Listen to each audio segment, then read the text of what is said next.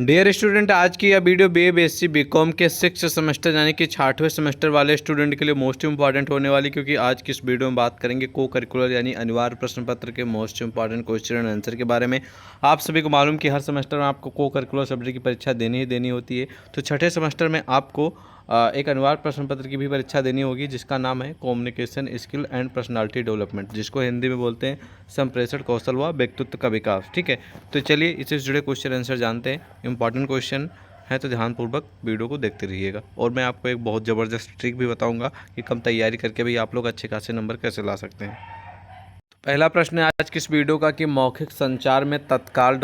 की संभावना होती है। मौखिक मतलब हो गया कोई चीज़ आपसे क्वेश्चन जब किए जाते हैं, कोई आप वार्तालाप करते हैं, ठीक है, तो मौखिक संचार में कम्युनिकेशन जब कर रहे हो तो तत्काल आपको क्या करना चाहिए।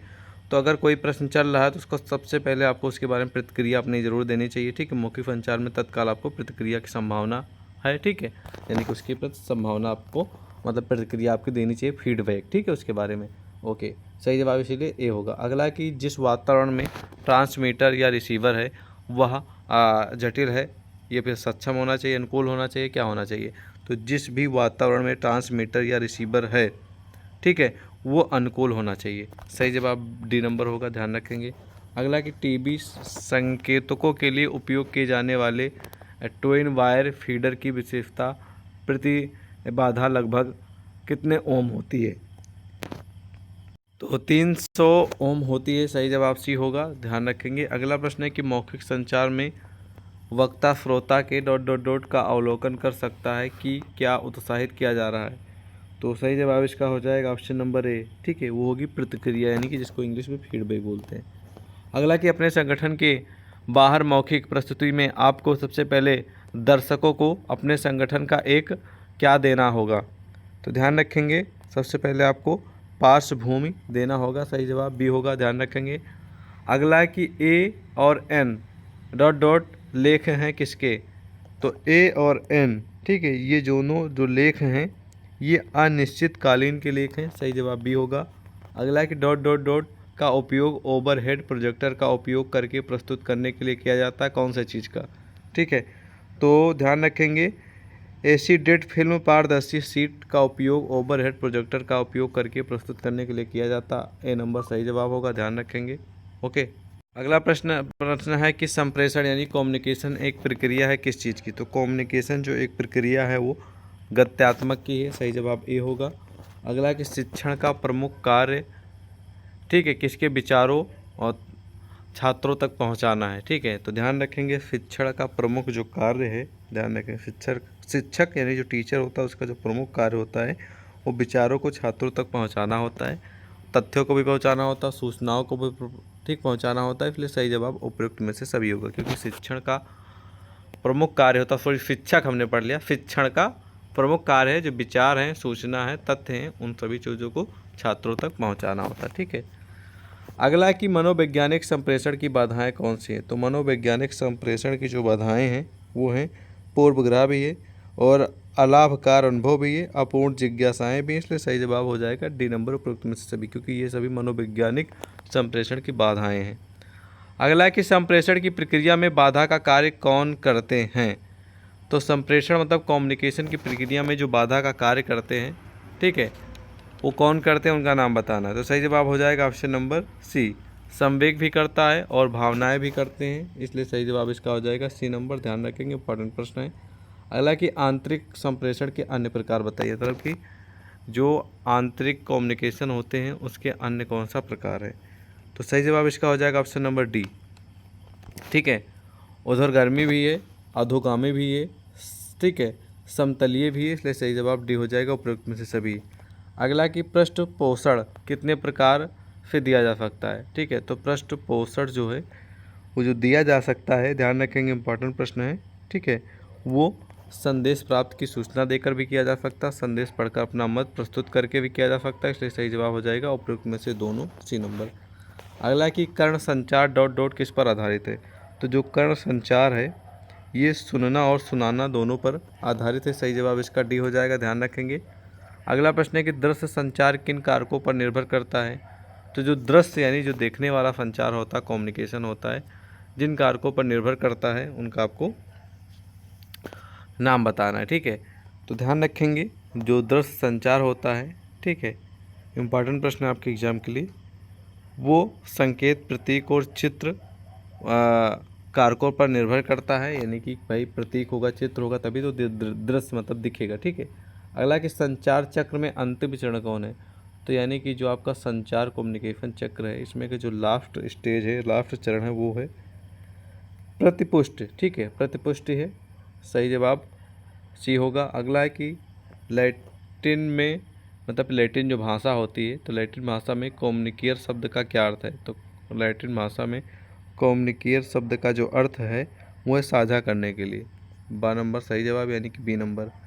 अगला है कि किस प्रकार का फीडबैक छात्र के विकास को उनकी उपलब्धि के वर्तमान स्तर से समर्थन करता है, तो प्रक्रिया बताना है, तो सही जवाब इसका होगा बी नंबर, वर्णनात्मक प्रक्रिया है वो, बहुत ही महत्वपूर्ण प्रश्न है, सही जवाब बी होगा।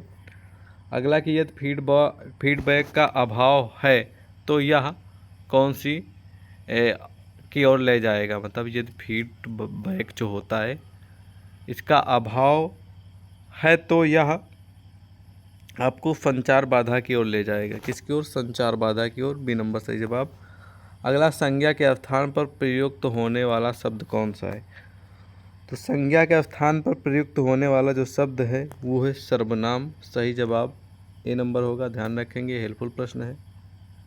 अगला है कि वाक्यों के किस भाग में समायोजन सॉरी वाक्य के किस भाग में संयोजन से जुड़े दो स्वतंत्र खंड हैं, तो उन दो स्वतंत्र खंड का आपको बताना है, सही जवाब इसका होगा ऑप्शन नंबर ए, यौगिक वाक्य। कौन है, यौगिक वाक्य, ए नंबर सही जवाब होगा।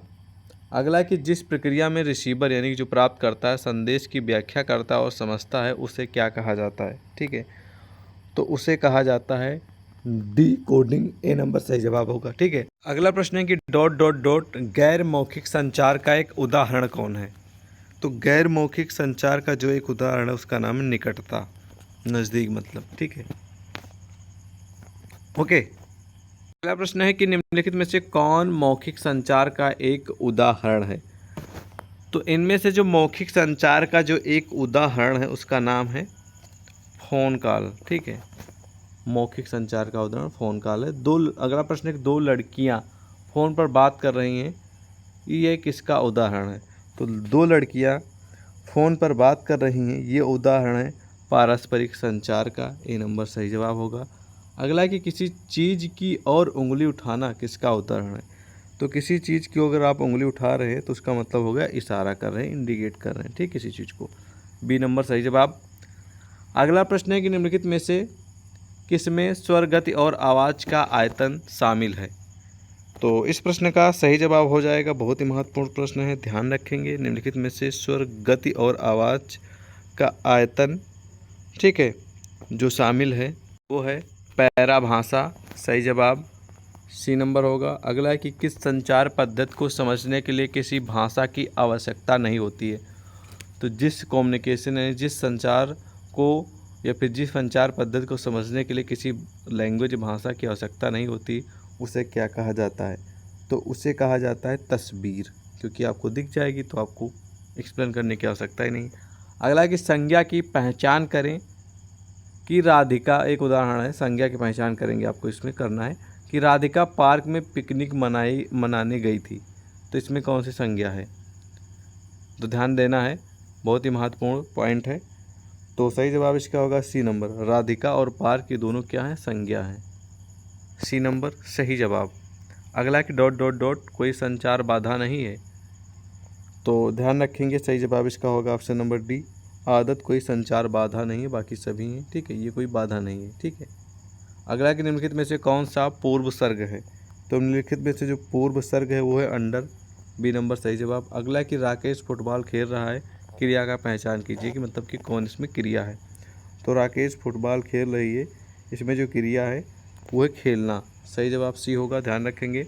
अगला कि मेढक तेज़ी से उछला, क्रिया विशेषण की पहचान करिए, मतलब कि मेढक तेजी से उछला, इसमें क्रिया विशेषण कौन सा, ही आपको पहचानना है। ठीक है, क्रिया विशेषण है तेजी से, मतलब कि तेजी से जो उछला, तो तेजी से ये आपका हो जाएगा विश्लेषण। अगला है कि सर्वनाम की पहचान करें।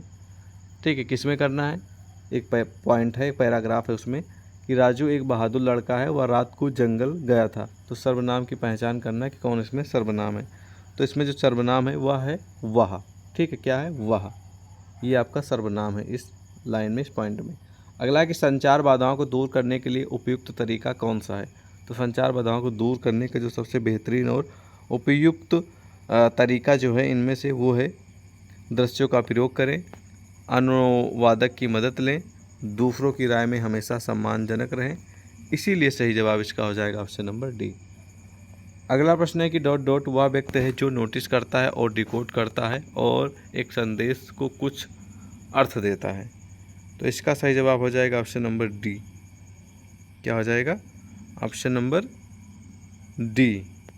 एक मिनट फिर से, नहीं मिस्टेकिंग हुई है। वह व्यक्ति जो नोटिस करता है और डिकोड करता है और एक संदेश को कुछ अर्थ देता है। ठीक है, तो जो अर्थ देता है वो है रिसीवर, जो रिसीव करता, प्राप्त करता है।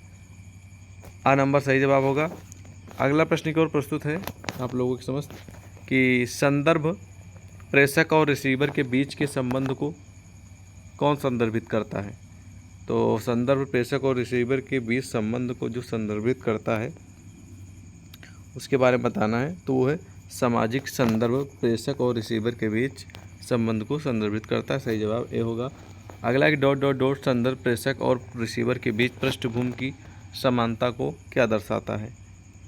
तो सही जवाब इसका हो जाएगा ऑप्शन नंबर डी, वो सांस्कृतिक को दर्शाता है। ठीक है, सांस्कृतिक संदर्भ को प्रेषक और रिसीवर के बीच पृष्ठभूमि की समानता को दर्शाता है।